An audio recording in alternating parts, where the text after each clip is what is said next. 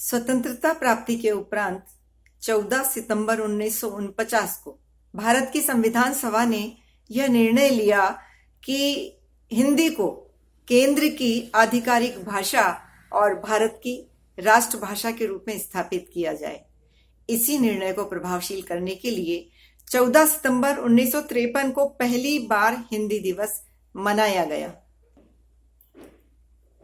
आज भी मनाया जा रहा है। जरा गिनिए तो 1953 से 2021 तक कितने वर्ष हो गए हमें हिंदी दिवस मनाते हुए? 68 वर्ष। यह कितना खेदजनक है, कितना लज्जास्पद है कि हम निर्धारित लक्ष्य से बिल्कुल विपरीत दिशा में चलते रहे, आज भी चलते चले जा रहे हैं।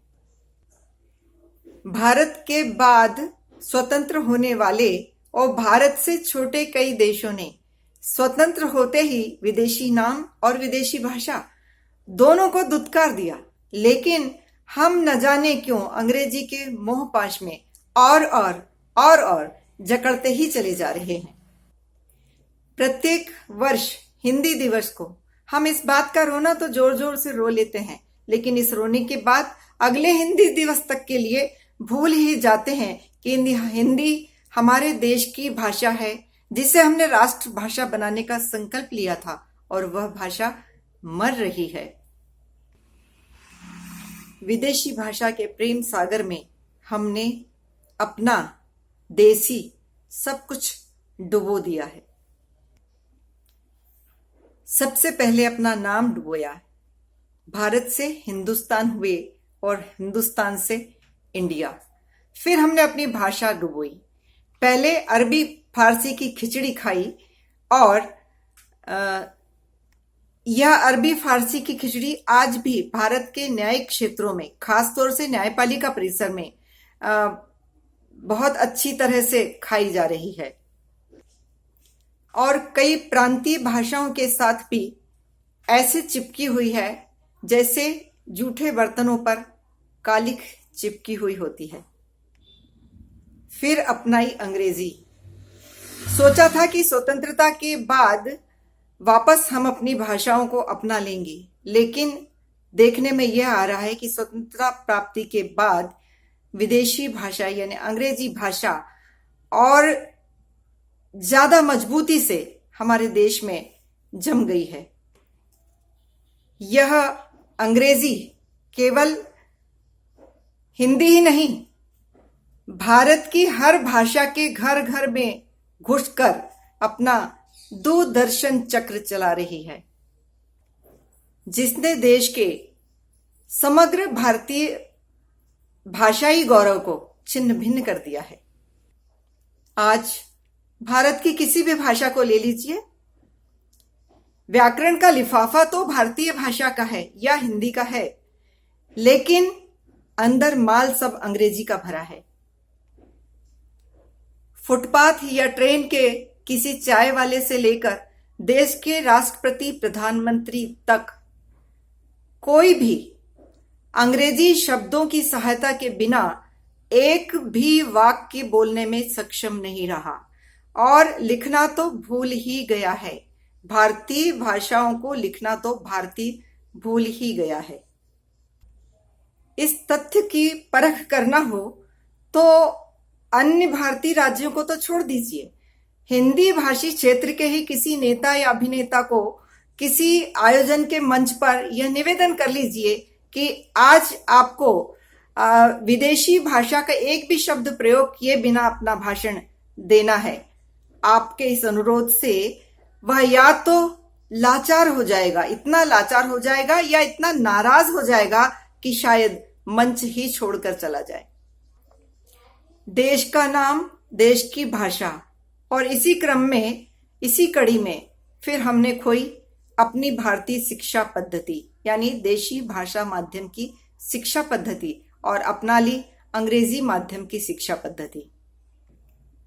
और वाह रे भारतीय माँ बाप, कितनी भी कठिन लगे, लेकिन बच्चों को जबरन अंग्रेजी माध्यम के विद्यालयों में भेज कर ट्यूशंस का अतिरिक्त बोझ उन पर डाल डालकर, लोभ लालच दे देकर और जरूरत पड़ी तो मार मार कर भी अंग्रेजी सिखाई। और इस अंग्रेजी माध्यम की शिक्षा पद्धति में हमने एक एक करके क्या कुछ खो दिया, आइए हम देखते हैं। अंग्रेजी माध्यम के विद्यालय में बच्चे को प्रवेश मिलते ही माता पिता ऐसे खुश होकर बताते हैं सबको जैसे कोई कारों का खजाना मिल गया हो, और उसको बच्चे को जिसने अभी अभी विद्यालय में प्रवेश किया है सूट बूट और टाई में सजाकर विद्यालय भेजते हुए टाटा बाबाय करते हुए अंग्रेजी और अंग्रेजियत पर गर्व करना हम ही ने सिखाया। धीरे धीरे यही वेशभूषा उसकी सभ्यता बन गई, संस्कृति बन गई।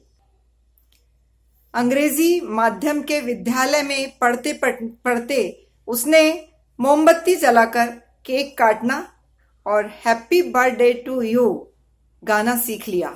धीरे धीरे good morning, good evening, sorry, thanks, ऐसे कितने ही शब्द उसके शब्दकोश में आते चले गए, जो महाविद्यालय तक पहुंचते पहुंचते कब आई लव यू में तब्दील हो गए माँ बाप को पता ही नहीं चल पाया।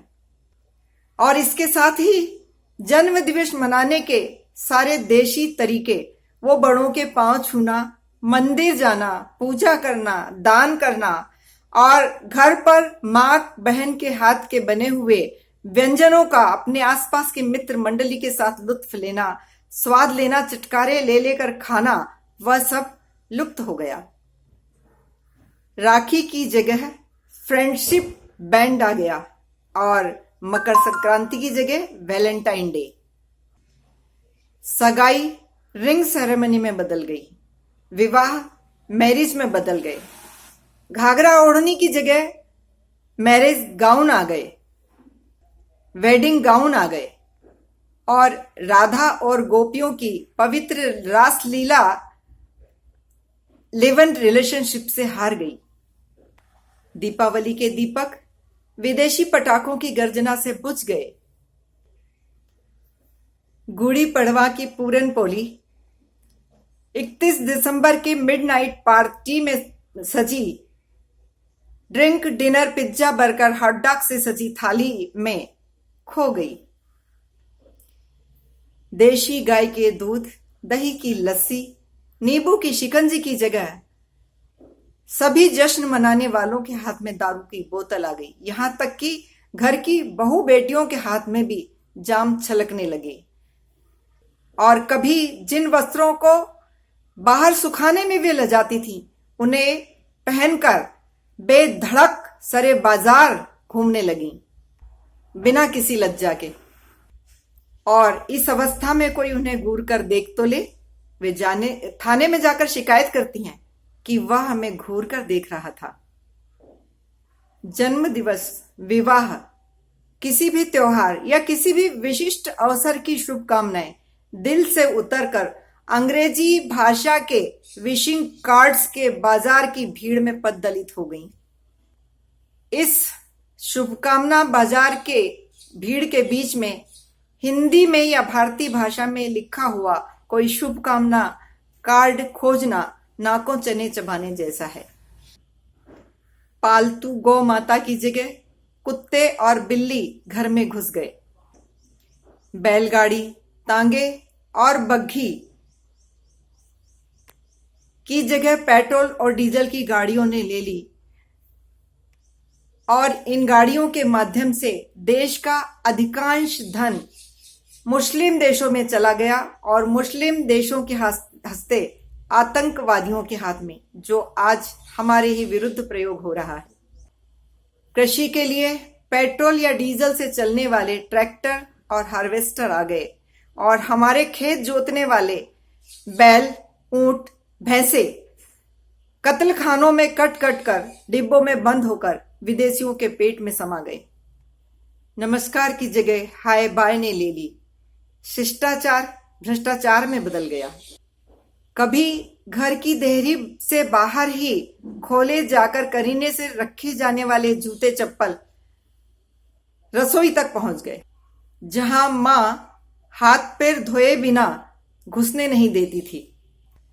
लेकिन अब रसोई भी रसोई कहाँ रही, किचन में बदल गई है, जहां ब्रेकफास्ट होता है, भोजन नहीं होता, फास्ट फूड होता है, लंच होता है, डिनर होता है। प्राकृतिक केले के पत्तों, पलाश की पत्तलों और मिट्टी के सकोरों की जगह अब प्लास्टिक और डिस्पोजेबल ने ले ली है, जिनके कचरे से पूरा देश पटा हुआ है।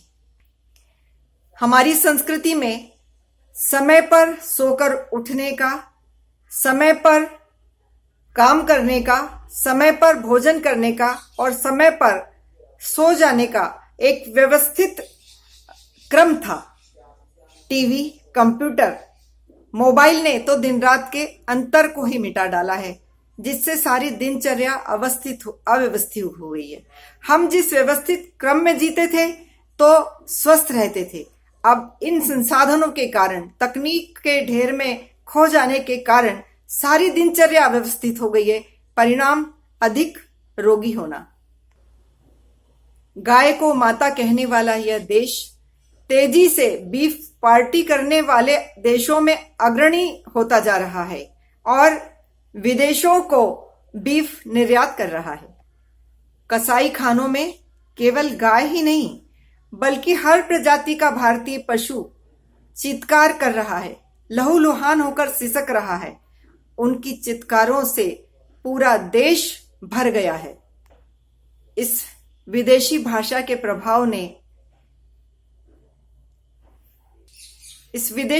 के प्रभाव से हमारी भारतीय संस्कृति ने ऐसी करवट ली है कि भारतीय जीवन मूल्य कहीं खो गए हैं।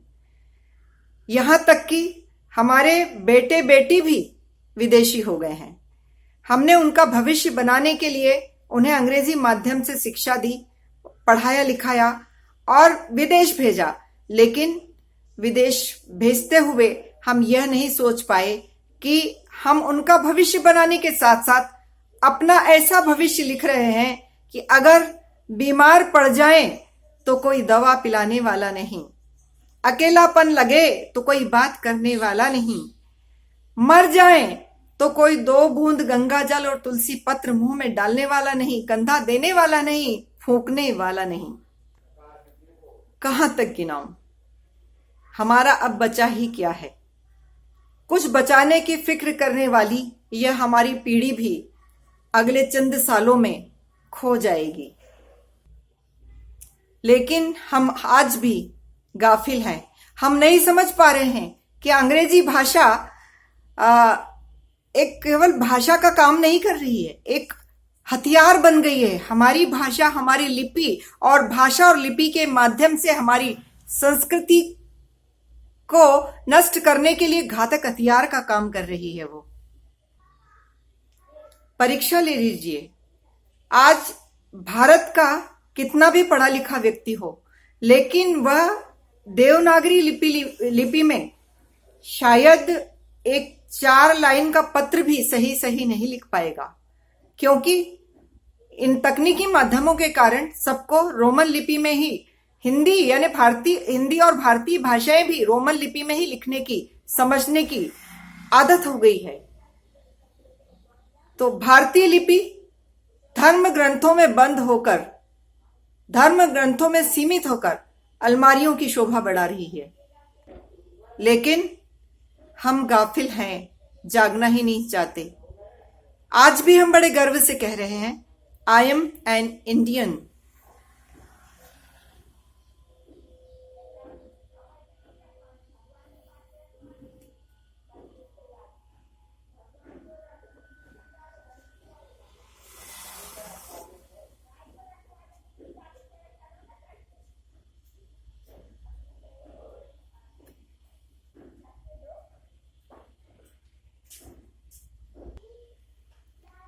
लेकिन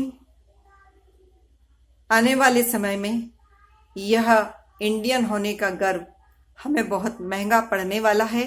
इस बात को हम जितनी जल्दी समझ जाएंगे उतना अच्छा होगा। भगवान से प्रार्थना करती हूँ कि सबको सद्बुद्धि दे और यह भावना सब में जगे कि हमें अपनी भाषा, अपने देश का नाम, अपनी संस्कृति, अपनी शिक्षा को बचाना है, फिर से लौटा लाना है। धन्यवाद।